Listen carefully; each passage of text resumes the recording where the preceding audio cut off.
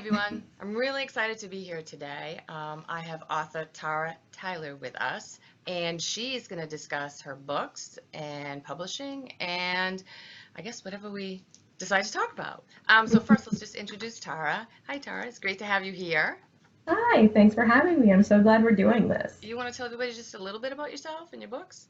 Yeah, sure. I've been writing for 15 years or so, and I started out. Everybody starts out with a terrible novel, but it was based on my 20s with my friends, and we had a great time. And yes, I was terrible, so I kind of scrapped that. Uh, but then I got Pop Travel going. I love Michael Crichton, and so it's kind of on his style. Um, and then I just improved and got it published. And that's how it started. It's awesome. So what actually made you decide that you wanted to like conjure stories and actually, put them down on paper? Well, like I said, my friends, I love reading. So that's something, I got that from my parents. I'm really glad that I did because in high school, I didn't like it so much. But then when I was able to pick my own books, I found some great authors that I loved. And I just love to do that in my downtime. I love to read. So that's got me kind of started with the writing is my friends. They were so funny. Just all such a wide variety of people that I would meet. Yeah. Yeah, I'm sure you're probably like me. If you start a book, do you have to like finish it right off? Or I usually do. yeah, Yep, yeah, that's how I am. definitely. I can't. I have to just finish it. So let's talk about your Beast World series, which is a Okay. totally cool concept. How did you like just decide on some of the aspects of the world building or whatever? Was it just an idea you had, like just this blanket idea? Well, I teach, and my boys don't like to read, and I wanted to write something that they might enjoy reading, Yeah. and they love sports, so I knew I had to incorporate sports in it.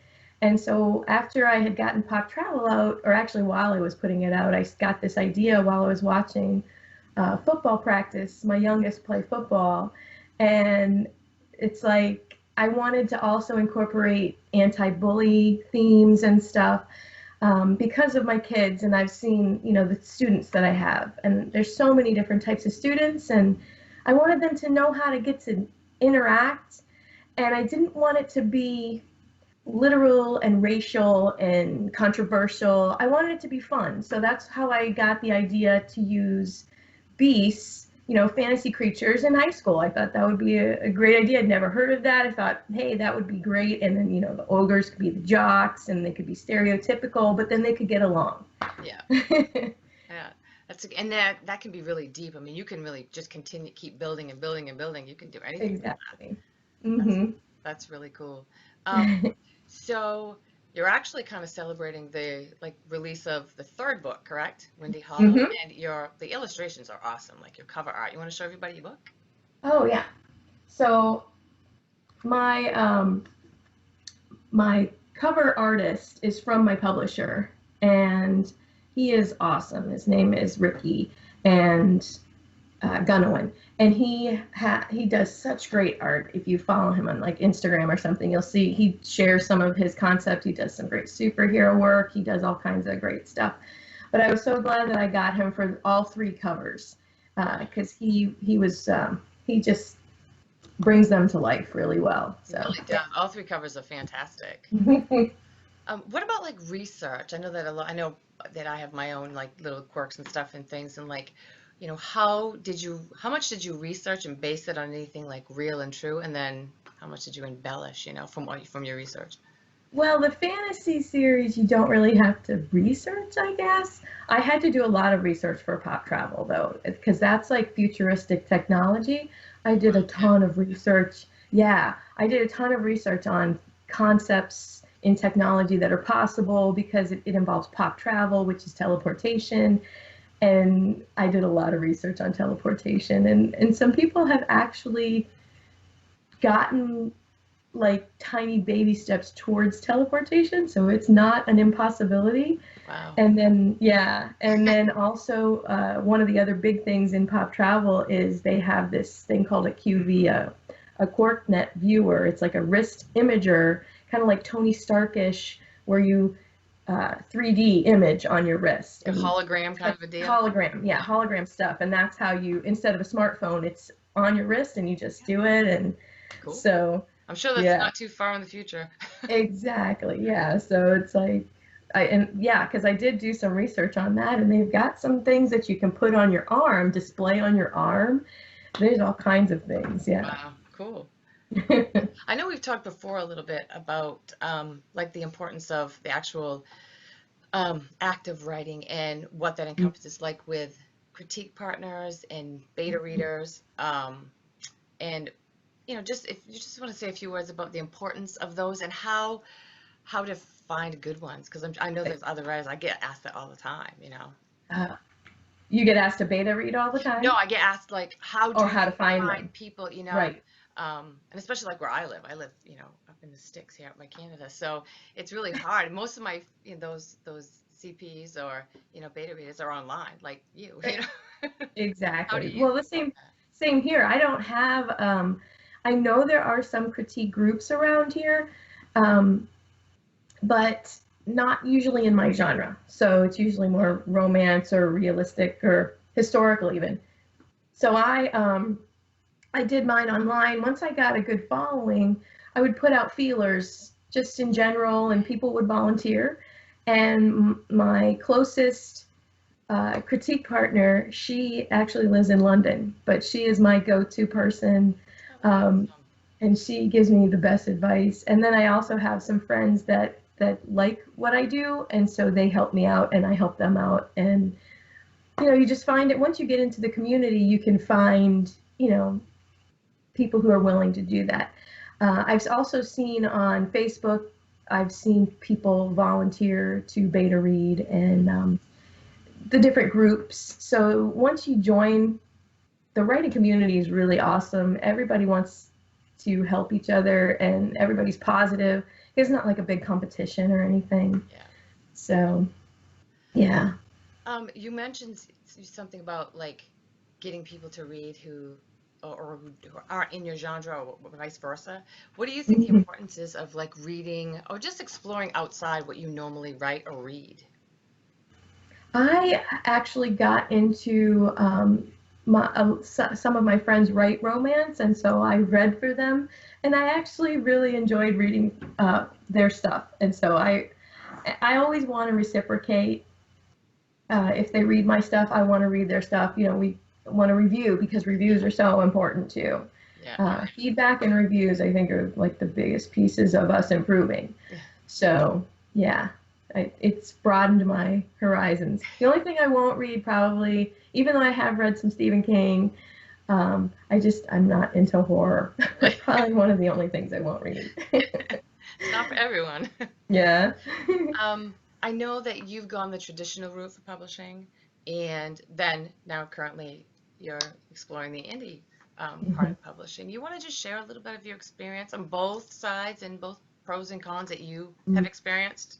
Maybe some of the listeners would want to know. Yeah. Yeah, I'm actually going to start querying. I've got another work in progress and another manuscript that I'm going to be querying pretty soon here if I can get.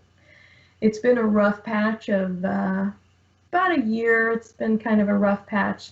Windy Hollow was supposed to be published in January, and I had been hearing a lot of rumors that authors were leaving our publisher because they were kind of falling apart.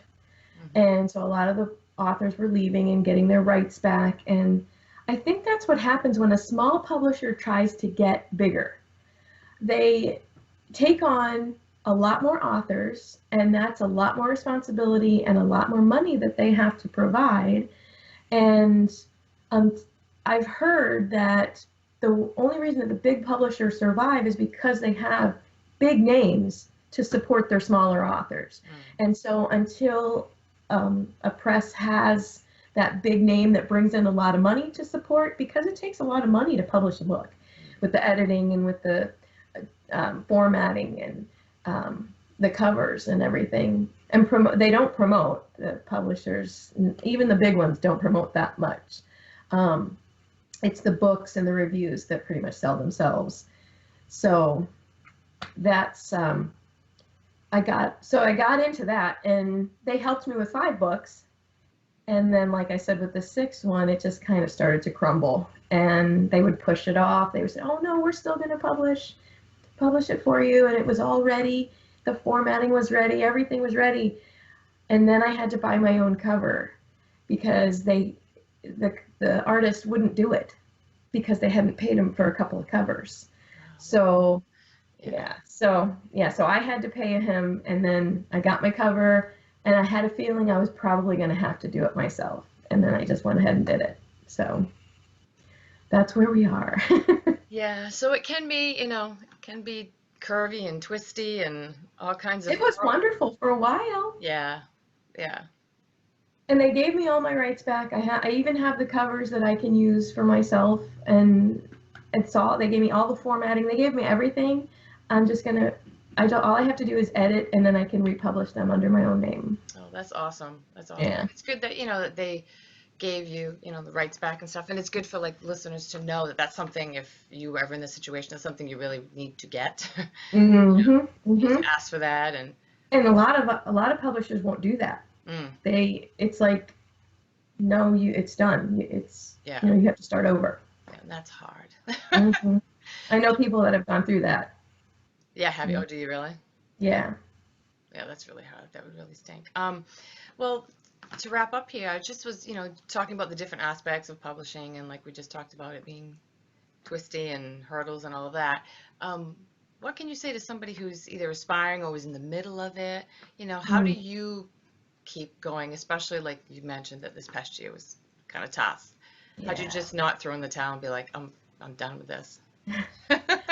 Well, the funny thing is, I had slowed down. I was seeing that I probably needed to get an agent if I wanted to get any further, because I like writing scripts as well. So like I have a script for Pop Travel, and I have a script, like an animated script for one of my novellas, and I enter contests for that, and I kind of want to go that way with these projects. Mm-hmm. And I figured I probably should query anyway and get an agent. Mm-hmm. So querying that's where I am right now with this, like I said, with this new one. That's the most important way to get your foot in the door. You have to really hook an agent and show them that you have the next big thing. That's what they're looking for. And sometimes they don't even know what they're looking for. Sometimes they just read something and click with it. Yeah. So basically you have to click with whoever you're writing to. And that's why it's kind of like finding your soulmate. You have to find some agent or editor or publisher that you're going to click with, because then they'll want to work with you and they'll want you to succeed, because they don't make money unless you make money. And so that's why they are very selective. They're very selective, and they don't always make the right choices either. So it's something you just got to keep at. Perseverance, that's another thing writers have to have. Definitely. And thick skins. Yes, because there's a lot of rejections. Yeah, my first query letter to get Pop Travel, I wrote and sent out at least 25. Yeah. So, well, just let's leave the listeners with a little bit. Like, can you just tell us a little bit about Windy Hollow? Just a little brief synopsis. Yeah. So the whole series, like I said, is fantasy creatures in high school, and the first book they get to know each other and they actually find out their origins and discover, because humans are the myth in Beast World. That's how it starts, and that's how they scare their children. Oh, their humans are going to get you. And then in Cradle Rock, they actually find that humans are still around, and that I'm going to leave that alone. But they find out that humans are still around, and they're kind of scared of each other, and they have a battle and figure out, well, maybe we can work this out. And it's the beasts that try to get the humans to settle down and not battle, because we humans like to battle. And so in the third one, everything seems to be okay, but they find out that there's a lot more human villages, and they want there to be a peaceful transition for beasts and humans to get along. And so it's called the revelation that the government people are doing. They're starting this revelation, and the kids are like, oh good, now we can just go have fun at our friend's wedding. But of course that's not going to happen because there's a human village nearby, and then there's a villain that's pro-war, wants to get rid of the beasts, and he starts doing experiments on them and stuff, and the kids find out and they want to help, and so it's just a lot of fun. Sounds like a lot of fun. Well, thank you for doing this with me today. Like we just said, just like the book, it was a lot of fun. It was interesting, and good luck with everything, and I'm sure I'll talk to you soon.